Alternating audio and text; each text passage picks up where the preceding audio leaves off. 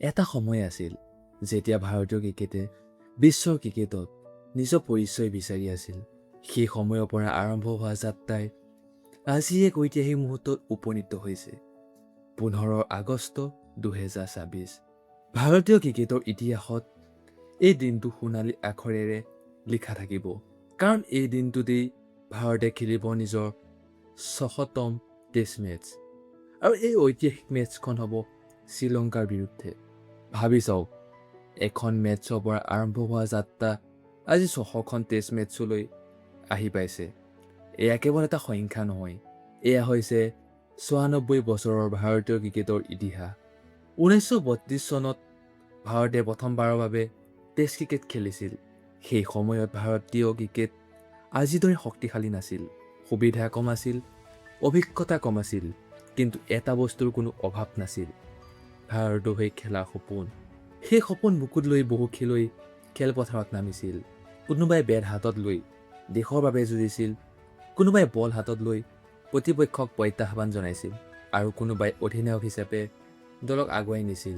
তেওঁলোকৰ কষ্ট আৰু ত্যাগৰ ওপৰতেই আজি গঢ় লৈ উঠিছে ভাৰতীয় টেষ্ট ক্ৰিকেটৰ এটা বিশাল ইতিহাস। টেষ্ট ক্ৰিকেট সহজ নহয়। এখন টেষ্ট মেচ 5 দিন ধৰি চলি থাকে। এই 5 দিনত খেলুৱৈৰ শাৰীৰিক শক্তি লগতে মানসিক শক্তিৰো পৰীক্ষা হয়। ঘণ্টাৰ পিছত ঘণ্টা বেটিং কৰিব লাগে, বহু সময় ধৰি বলিং কৰিব লাগে। ভুল হ'লে মেচ হাতৰ পৰা ওলাই যাব পাৰে। কিন্তু যিসকলে ভাৰতৰ হৈ খেলিছে তেওঁলোকে এই সকলোবোৰ কঠিন পৰিস্থিতিৰ সন্মুখীন হৈ দেশৰ নাম উজ্বলাইছে। সুনীল গাভাস্কাৰ, কপিল দেৱ, অনিল কুম্বলে, ৰাহুল দ্ৰাবিড়, সৌৰভ গাংগুলী, শচীন তেণ্ডুলকাৰ, মহেন্দ্ৰ সিং ধোনী, বিৰাট কোহলি আৰু ৰোহিত শৰ্মাকে ধৰি আৰু এনে বহু মহান খেলুৱৈৰ কাহিনীৰে সমৃদ্ধ ভাৰতীয় টেষ্ট ক্ৰিকেট। কোনোবাই বেটৰ জৰিয়তে ইতিহাস সৃষ্টি কৰিছে, কোনোবাই বলৰ জৰিয়তে, আৰু কোনোবাই অধিনায়ক হিচাপে ভাৰতীয় ক্ৰিকেটৰ নতুন যুগ আৰম্ভ কৰিছে। বিশেষকৈ বিদেশৰ মাটিত জয় লাভ কৰাৰ সপোন এদিন বাস্তৱত পৰিণত হ'ল। ভাৰতীয় দল ক্ৰমান্বয়ে শক্তিশালী হ'বলৈ ধৰিলে। এসময়ত যি দলক সহজ প্ৰতিপক্ষ বুলি ভবা হৈছিল, সেই ভাৰতে এদিন বিশ্ব শক্তিশালী দলসমূহক তেওঁলোকৰ মাটিত পৰাস্ত কৰিবলৈ আৰম্ভ কৰিলে। এই পৰিৱৰ্তনৰ আঁৰত আছিল বহু প্ৰজন্মৰ খেলুৱৈৰ পৰিশ্ৰম। প্ৰতিটো শতক, প্ৰতিটো উইকেট, প্ৰতিটো জয় আৰু প্ৰতিটো কঠিন মুহূৰ্ত, এই সকলোবোৰ মিলিয়ে সৃষ্টি হৈছে ভাৰতৰ টেষ্ট ক্ৰিকেটৰ ইতিহাস। ভাৰত হ'ব টেষ্ট ক্ৰিকেটৰ ইতিহাসৰ 600খন টেষ্ট মেচ খেলা তৃতীয়টো দল।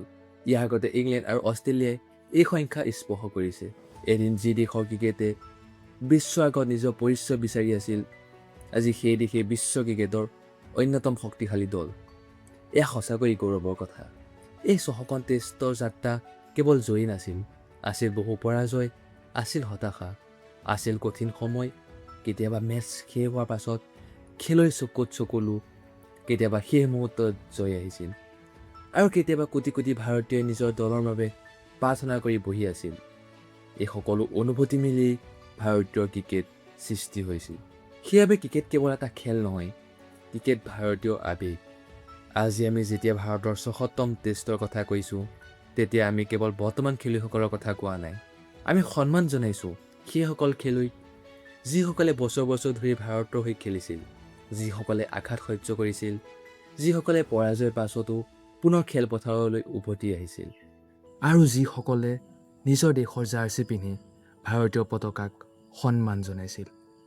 600খন টেষ্ট, 600টা অধ্যায়, হাজাৰ হাজাৰ ৰান, হাজাৰ হাজাৰ উইকেট, অগণন স্মৃতি আৰু কোটি কোটি অনুৰাগী ভালপোৱা, এই সকলোবোৰ মাজেৰে ভাৰতীয় টেষ্ট ক্ৰিকেটে 15 আগষ্ট 2026 তাৰিখে এটা নতুন ইতিহাস লিখিলে।